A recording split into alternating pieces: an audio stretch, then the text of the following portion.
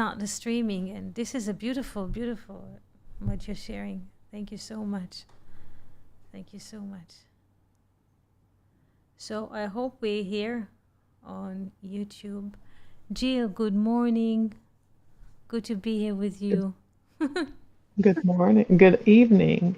Yes, yes. Thank you for the greeting. Yes, yes. We have like 2 weeks from Rosh Hashanah. I mean, for the great holiday, from the new year to come. Yesterday was a full moon, Wow. and in 2 weeks there will be a new moon, and then a new year will start. Always at fall, in the autumn, from the unknown, from the falling leaves. This is it. This is the idea. From the falling leaves, from the end of the summer, from the end of a beautiful period, illuminated many, many hours of light, suddenly comes a new life. Suddenly comes new life.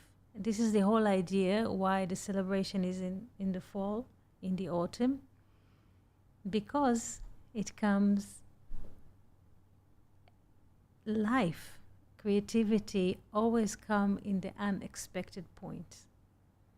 And this is why the celebrations in a way are happening in this period, autumn, fall, and so. Jill, would you like to ask any question that comes to you? Please feel free if you want to ask something or to share something. I don't really have any questions, but I am trying to just figure out how to let go of things in my life that Yeah, aren't mine. So yeah. that's kind of where I am right now. Just, how do you say, don't think about it so much. If we put attention, focus and attention on certain topic, on certain frame, it's like to give it supply of oxygen and blood. You stream life to it. Once you focus on any topic, a lot of attention goes there, and it gets like, in a way, a room with incubator for the new baby. It gets a lot of attention, but when we don't think of it as a major topic, or we don't give it much attention, it's just something to do while moving, it gets, in a way, the right portion or the right relation. It's something that's, yes, if we go through every detail like detective with a magnifying glass, it gets a lot of attention. Hmm. Yes, and it gets bigger. The more you go in, the bigger it becomes. It's like you use a microscope. The greater the lenses are, the topic becomes bigger. But if we don't give it much attention, it just goes like that. Yes, and since you ask about the to move in life and don't to look back, and I had many, many books, and there was no sense to call people and ask who would like that books, libraries, different school clubs, and so. At some point, I just put like few books here and there on this kind of a fence, on this, that people just pick it up. Just pick it up. And because we always think when we move and to pack and to give it, and people are calling, some people are selling it on eBay, but not all the time we have the time and the space to relate to buying, and there is no need. It's because we don't need it anyway. So just put it somewhere, and life will take care of it. Anyways, it's not under calculation, understanding. There's nothing to understand. Yeah, so true. Thank you for Yeah, that. yeah. You're most welcome. Also in Berlin, we after a while we had to we moved again, and there were like few hours, and I put like things outside. After 3 minutes, everything like life. Yes, people, life just took everything, whether it was like kitchen utensils, all kinds of house equipment. Just 3 minutes, and it was gone, like the wind, dressed in people. Just people took it, and you don't see who. It's just good. It's there 1 second, and it's gone. There's no need to think much about it. Yes. Weinreb also describes it very well, because he used to move many times in his life, and he was in different locations. He used to move from country to country. as well. And he says whenever he pack a suitcase, even little one, for him it's like a summary of a period. Yes, and he doesn't look back. He called this packing a little death, just, and there's a continuity. There's all the time. Life never stops because there is a sense of a direction, or people are moving to different states, different location, they're replacing jobs, and so life never stops. There's, in a way, change. What is happening? There's a change in the appearance of how life appear. And if people, let's say they live in a very cold country and they move to a Mediterranean, so there is a change in the appearance, but life is always is. So nothing is lacking. There's only change in the appearance.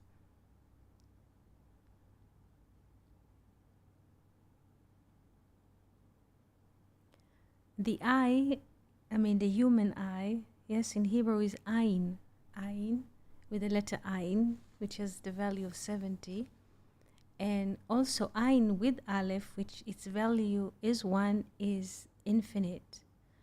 So whatever we can see with the eyes, yes, good morning, Fernando. Whatever we can see with the eyes is the appearance and disappearance. Appearance and disappearance. This is the ayin, the 70, like the value of wine. Hello, good morning, the multiplicity. But once we change the letter or the perspective or the lens, because the letter ayin or the 70 is the lens that shows us the world, all manifestations in all forms and names. But once we change the lens, sometimes when you go to optometria services, they change the lenses to find the right number for the glasses. And once we change the lens through which we are looking, yes, into life from 70, the red wine, the manifestation, and we change the lens, yes, from the 70 to the 1 to Aleph to infinite, Ein Sof, Ayin in Aleph, it means Ein Sof, infinite. It's just different. It is to look through the empty eyes, the emptiness, and there's always life. So there isn't any loss. When we change the lens, instead of using we say in English, the eyes of flesh, the rational, and so when we change this lens, and we change the 70 into 1, this is basically non-duality, we can see with empty eyes from the noumenon. And this is a completely different take, because we can see also that those figurines which are running, this is not who we are. Yes, those figurines, David, Paul, James, just names and forms, is just a manifestation. This is from the lens of the 70. Yes, but from the lens of the 1, from the lens of the infinite or non-dual, depends. It's just, this is appearance, and there is no lack. There is no lack. Yes, Fernando, good morning. Would you like to share something? Would you like to ask something? Please feel free.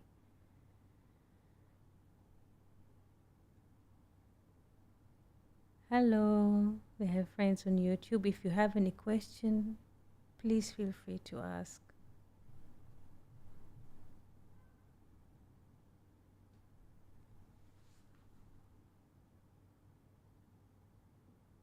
There is a saying in Hebrew, he gave his eye, or he looked into his friend's cup of wine. What does it mean to put an eye, human eye, into a cup or glass of wine? What does it mean? It's very plastic, but what does it mean? is to look through this lens of multiplicity, through the 70, because the value of wine in Hebrew is also 70, like the value of the letter Ein, which starts the word for I in Hebrew. So always looking outside is very sad. It's very sad because it's not the truth. So sometimes they use this verse to show jealousy. There is no need. Just change the lens in which we see the world. Yes, Fernando? Yes? Good Hello. evening, Eti. Good Good morning, Jill. morning. How do you do? I'm fine. And you, Eti? Happy to be here with you. Bom dia from Jill. Yeah. Bom dia, bom dia. Eti, since you were talking about the eye, um, many ideas came to me. But one of them is that a long time ago I was reading a book about Kabbalah and its relation with the tarot deck, you know. With You know the what? tarot deck, the cards, you know. Yes. Um, it was from a Russian, a quite beautiful book, I would say. It was like a meditations about these 22 cards of the tarot deck, you know, Mm-hmm. and quite beautiful book, I would say. Uh, and it's interesting that the Ein, the letter Ein, that is 70, corresponds to the 16 letter, right? Mm-hmm. And the card that is related to it, to this letter is the fallen tower, the ruined tower, let's say. And in the image is a king falling from a tower. You know, the Yes. tower being struck by a light Mm-hmm. and a king falling down. And this always caught my attention, this image, because you know we look at the letters. We know from the book of Zohar that the letters are related to duality, you know, Mm-hmm. and with the exception of Aleph. And but this always caught my attention, you know, like the eye as something that brings to fall, you know, to this recognition that we are scattered, this idea that we are not one, you know, because we are looking outside and we see other people and we judge other people that are not doing better, that I would do better, or they are doing better and I'm not. So I'm just bringing some image, uh, the conversation. Thank you so much, Fernando. Yes. The tower which is falling, the 70. Yes. Also, you said that the letter Ein is 16. Yes. This is the matrix of 4 in 4 times 4. This is the expansion of the matrix. And eventually, whatever appears will disappear. This is why we say the eyes of the flesh, they can only notice what is appearing. It suddenly does not appear. But there's a whole spectrum which is all the time exists. All the time exists. And this is the infinite or the being. This is why when there's attempt to relaxation, they ask people first of all to close their eyes. Yes? To close the eyes. And there's also, because there's all the time information once the eyes are open outside, there's all the time data, all kinds of, and all the attention goes out. Yes, if you have seen like a little mouse, if you hand him a little drop of cheese, suddenly the eyes of the mouse are going out. Really, they get very wide and they're very bold outside, like if they're going outside of his body, because there's a lot of focus and attention on, I want to get this cheese right now. Yes, and yes, this is what happens. Yes, not to our true nature, but to the figurines inside or the doer. When suddenly there's an image, there's a focus and attention on this image, and we are like this mouse with his eyes out to get the cheese. Yes, but it's all also, this is only appearance.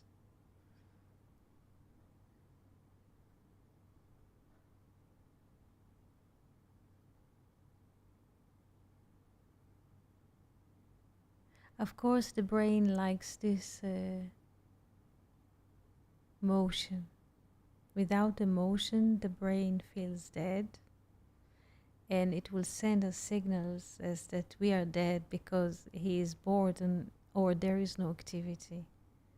But there's all the time, there's being, there's infinite, the existence, the phenomenon, the source, prime energy. It's always there is no condition in it. Yes, but since the brain being part of the body, and the body is a dual system. It's a three-dimensional object, but it's a dual system. We have 2 eyes, 2 ears, 2 nostrils, 2 arms, 2 lungs. So the whole three-dimensional object gets its info from a dualistic system. So whatever returns back as an input comes from the dual perspective. So it's in a way a mischaff or misinformation, but the brain likes this candy a lot. So he's like having a snack whenever there's an object coming, or whenever somebody appears and forgets his bicycle under the tree, or hey, he did wrong or she did wrong. This is the kinds of candies which the brain likes to play with. Yes, it is happening all the time. We don't have any control over it. It is just not to listen to this radio that, so to speak, the neighbors are playing. Yes, this is what it does all the time. Try to see faults, try to show you pro and against, dark and bright, opposites, competitions, comparing parallel stories and so. But this is through the lens again of the 70, of the falling tower, if you want, through the glass of red wine. Yes, through the 70s. The 70s is a general description of the manifestation. Also the letter Ain by itself, the way it is written in Hebrew, it looks like a twig. Let's say there's a tree and there's a split of 2 branches. Yes, the split, the junction from which 2 branches are going out. This is how the letter Ain is looked. Because the people who wrote the letters, they look at the tree, because the word for tree in Hebrew is also an image. So in the letter Ain you see the dual aspects. Yes, it's like a V letter with a foot. Yes, and you see this dual aspect. So whenever we look through this red wine, what does it mean to this expression, to dip one eye in the friend's glass of wine, is to look into the other, into the world, as if there's like the world in me, or to look at the world like as a stranger or a rival. But this is not, it doesn't bring comfort. It brings just battles and conflicts and stress. There is a beautiful verse of Song of Songs that his eyes, I can bring this, his eyes, yes, of the nominal are dipping in, not in wine, but in milk. Yes, the infinite lens is dipping in milk, not in wine, not of the 70s. Or washed, rochatzot bechalav. Rochatzot, washing in milk. The eyes are washing in milk. If you look at the eye, there's a human eye. There is the ball of the eye, which has a color, all kinds of colors, brown, green, blues, gray, all kinds of. But the ball of the eye itself is white. So we don't, the verse does not mean this white, this is only an image, the white and part of the eye, but through the lens of the nomenon. Yes, my beloved one, his eyes are washing in milk. With the beloved one, this infinite, are washed or washing in milk. His eyes are seeing only the perspective of the infinite, the perspective of being, not the nomenon, not the finite, not the dual, not the combative, not the judging, comparing, and so, but his eyes are washing in milk.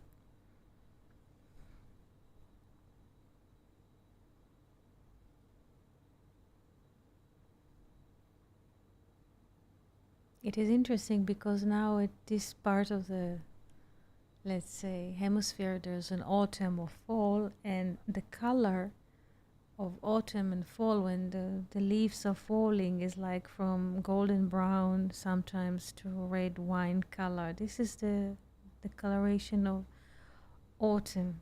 So when everything is falling, fall, autumn, and everything is falling, like the falling building or the tower that Fernando mentioned, the falling is red. Yes, its color is red like wine. And it's the lens of the 70. And through the lens of the 70, a new year is being born, because it's into the manifestation. Another slice of time is coming from the infinite to the finite. So it is coming through the grape wine. Yes, through the leaves of the wine is like red, purple, and so, yes, through this dimming light of the autumn, another slice of time is coming, because it's finite. Every unit of time, so to speak, is finite. So the lens through which it's coming is through the grape vine. Yes, through the leaves of the vine, or through the red or the purple. Like a new baby is being born. How is the birth occurring, or how the baby goes out from the womb? Yes, it comes out with here and there a spot of blood or leaves of blood, call it in any way you wish or you want. But the baby does not come out from the womb washed in milk. He comes from the womb with like leaves of blood or spots covered, and there's like cleaning up. And once it's cleaned up, they cut the cord, and so they bring it to the mommy to drink milk. Yes, but the milk is white. Yes, you see how it goes also in nature. This is how it is. There's all the time. There's a white milk, infinite, yes, And there's the blood, or the manifestation, or the wine. Yes, the wine has the color of blood. It's red, deep red wine.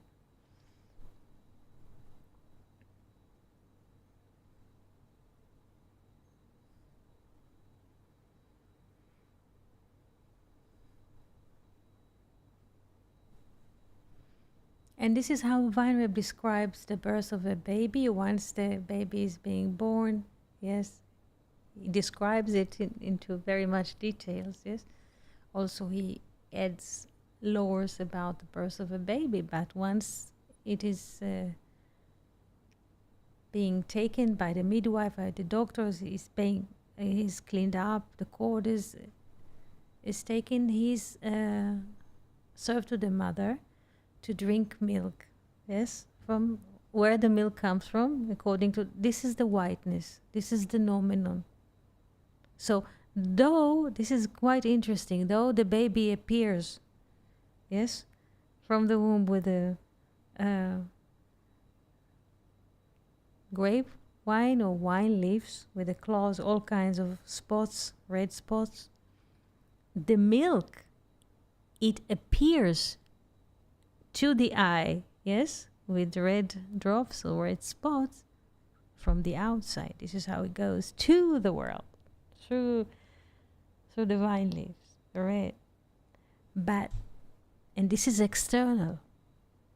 But when the baby drinks milk, the milk goes inside. So the inner, what nourishes the inner, yes, is the nomenon.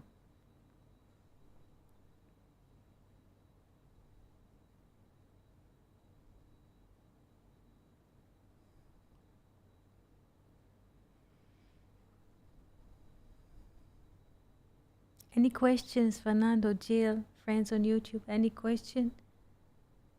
Yes, Fernando. Beautiful. About this nourishment that comes from the noumenon. I was listening that book that you mentioned, the Curse of Miracles, and one of the premises, you need somehow to develop a relationship with, let's say, with the Holy Spirit. Um, I don't know what you could say about this. Think about this, like relation with the invisible, with this noumenon that you were mentioning. In the nomenon, there is no control. There is no two. So it is just being accepted. Not everything is true. Whatever goes out goes out as duality, because this is how the world is built. So when people exchange at work, each one wants to show a dominance or better, because everything goes out. Yes, and whatever goes out has a beginning and end, and there is all the time a sense of who's right or who's better or who's faster, because it's out. You can measure it, you can define it, but if you want to build it as relation to the nomenon, not everything is to be measured, not everything is to produce.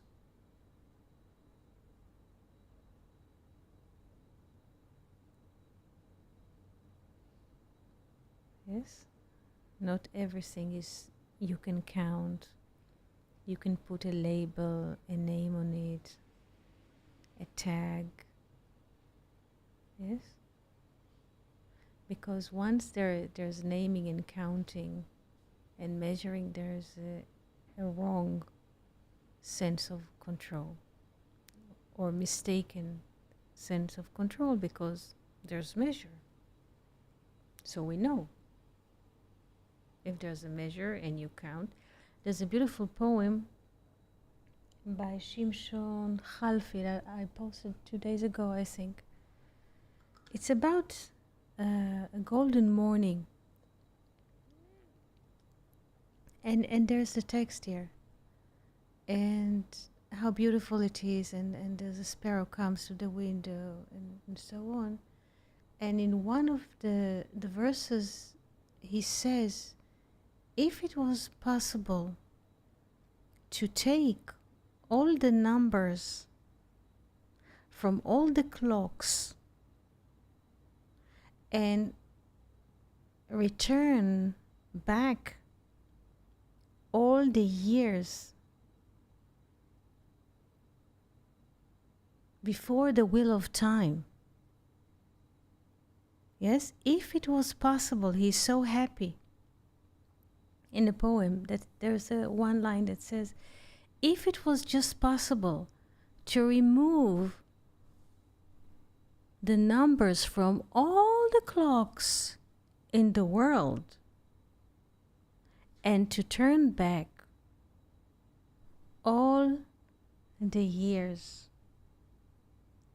yes, from the wheel of time. And this is so beautiful because what marks the years or what marks the time? The numbers, the counting, the cognitive, yes, cognitive ability, naming and framing and counting. So he's so happy that he wishes that all the numbers would fly off from all the clocks. And once there is no number on the clocks, there is no time, and the years will never be born, and there was never a phenomenon. And everybody could be happy.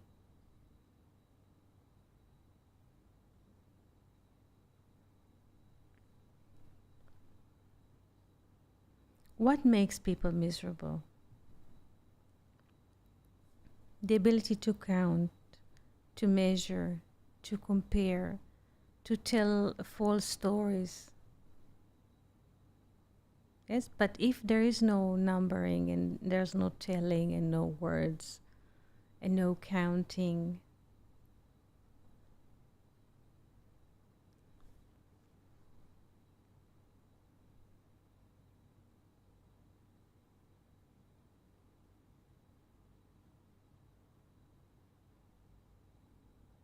people look at the watch and they say, oh, I'm 25, I need to give birth to 5 children. It's a lot of stress. They count, they put an aim, and who's going to run this course of having 4 children? Whom do they cause stress with such a thought?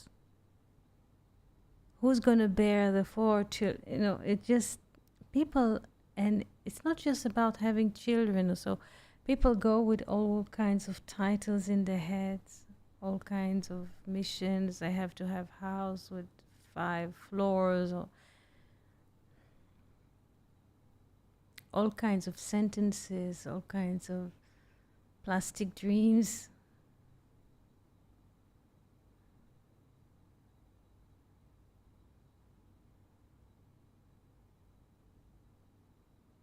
Any questions?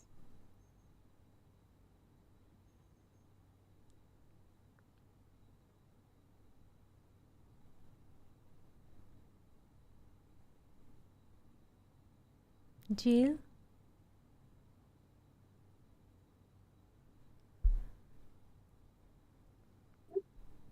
No, I'm just listening. I was thinking when you said that all of the things that we think make us so happy or we think are going to make us so happy really can turn out to make us extremely miserable. And so I think it is I think it is in the counting of the things and the comparison and what you think that you need when you actually don't need any of it.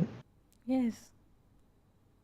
Yes, because there is no lack. When there was an earthquake, we just left the house with a bottle of water, like 300 milliliters of water and just ran towards inland, towards the east side, because the shore is from the west, and it just does like, who knows what's going to happen. And yes, it's just also in this current war in June with Iran, and we prepared a go back, in case that there will be direct hit, and if we shall survive, if people will survive in the building in a direct hit, because this was very, very close. So there's like, okay, few documents, like must documents, and this is it. If we survive. Did not know. So the assumption that nothing will, it was just to give you an example, Jill, because you're going through a change now. We did not assume, so the assumption was like that if people will survive after direct hit, of course nothing will remain, so you can pick up, those who will stay can pick up a go bag with a few documents, like necessary documents. And this was the assumption, that nothing will stay. Not because we don't have enough time to call and to send emails, to put things on eBay. So this was not the concern like happened to us in Europe or so. Because direct hit, nothing will stay. If people will survive, and you can jump between the staircase that may be left, just go back with a few documents. So we assumed that nothing, and this was it was not a thought that crossed through our mind just for a slight moment. This was the basic assumption. So there's a quit, there's a completely acceptance that nothing will stay, and if we shall stay, remain, and if we'll be able to move, who knows in what conditions, so nothing will stay. So just papers. So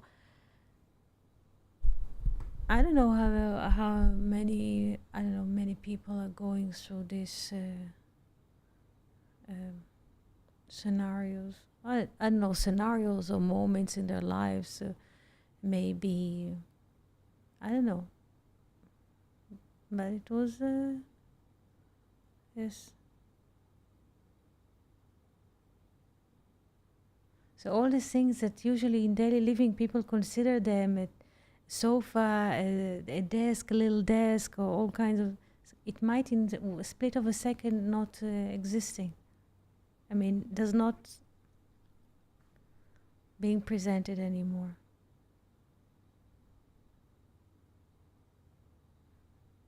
So all what people consider to be, and this is my life, and this is my home, in split of a second it's not. And sometimes people's life are being washed away as well. So all the lens through which we are accustomed to see the world is a very, very awkward lens. Good afternoon, Abigail. Just an example from a real event. There is a shipping company, Israeli shipping company. I think it was in the 80s or so. The ship was caught in Bermuda Triangle, and there was no communication, and it started sinking. The ship started sinking, and it disappeared, the communication from the radars and so. And not just the ship started sinking, it also sharks were like with their fins around. And there was one guy, Isaac, on the boat, on the ship. It's a huge ship, yeah. And everybody was so scared because no communication. The boat is sinking. Bermuda Triangle and sharks. So they were terrified, and he had very strong arms. He just went into the ship and threw people to the water. to the sharks because they were afraid. He threw 8 men to the water, to the sharks, and the ship went under the water and he also died. But he saved the 8 men because somehow they were located in the water, and the other ships or boats managed to arrive. So 8 people's lives were saved.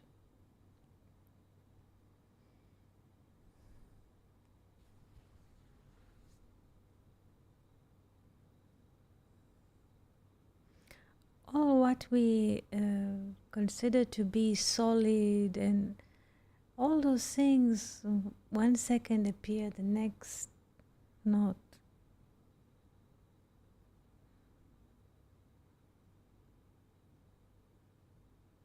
What we consider the solid ground, the earth, is turning, and the sun has there's a lot of gravitation, everything is happening around.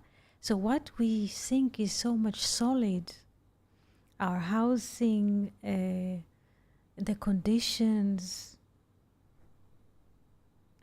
we think also that our thoughts are not our thoughts, it's the thinking which is happening through us, is ours. All of those the thinking is not ours.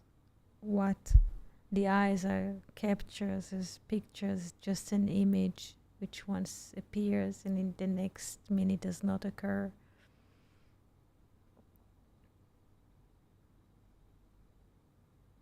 So if we see from the lens, and then we return to the conversation, the lens of the one, or the white lens of the infinite, or the milk, everything is just an appearance, and we don't develop attachment to what appears, because as it appears, it can disappear. So the great freedom is to see that none of our being has to do with appearance or disappearance. It's not of any condition. Our being is not of any condition. Because people say there is a condition: if I will have a garden, house and a garden, I will be happy. This is a condition.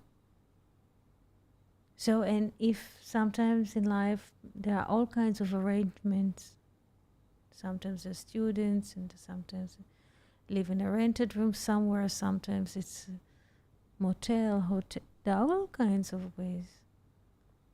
But if people term those conditions, it's just, or if I go to the next workshop, or if I will have the next PhD or so, it's a condition, but we are not of those conditions. Our being is not of any condition.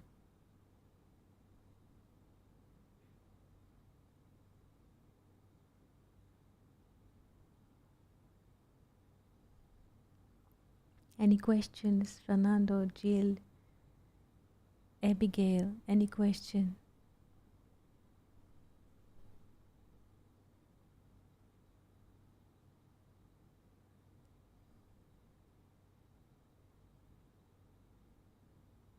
Whenever it happens to, because there is no personal human, there's just appearances.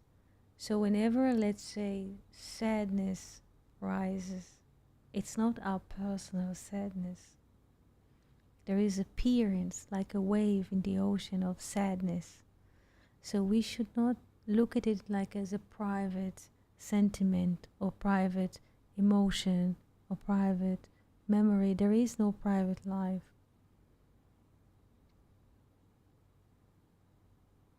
It is only the narration that tells us there is a private life and private story.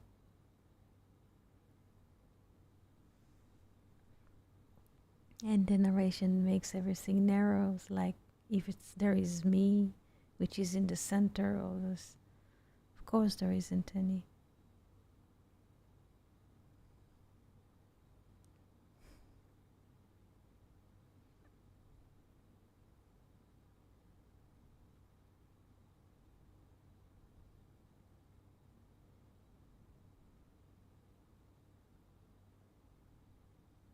Questions, Fernando, Jill?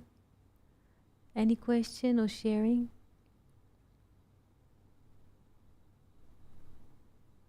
I'd like to share an experience that I had the other day. Yes. We were driving down the highway, and here the highways are, they're 5 lanes across. And so we were gridlocked in traffic. And I think probably up maybe 4 or 5 miles, there was a tractor trailer that had went off on the side of the road, and it caught on fire. And I think it caught almost, I would say maybe a half block of the side of the highway on fire. And so by the time we got to it, it was completely, I mean, even the smoke wasn't coming off of it anymore. It had burnt completely to almost to ashes. You could just see the outline of the boxes in the front of the truck. Mm-hmm. And we don't know what happened to the person in the accident, but I was just thinking about when, people lose everything in fire. That, I guess they feel like afterward they have to rebuild everything back up. But um, it was just a thought that I had, of just at that one moment, for however, it couldn't have been any more than an hour, that, everything that he had in his load had completely burnt to the ground, along with a lot of the trees and everything that was around that area. It was pretty shocking. Thank you, Jill. Yes, it happens in the fire or under attack, rockets attack, or sometimes there's a great flood and people are disappearing and houses are disappearing in earthquake and completely cities are erased. In Turkey it was like that. Sometimes there's a volcano eruption and many cities are just being washed. Yes, yes, in the split of a moment, tsunami. Yes.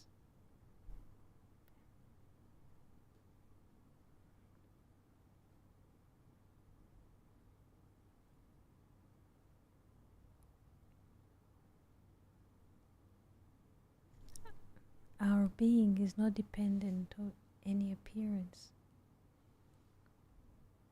And this is a great relief.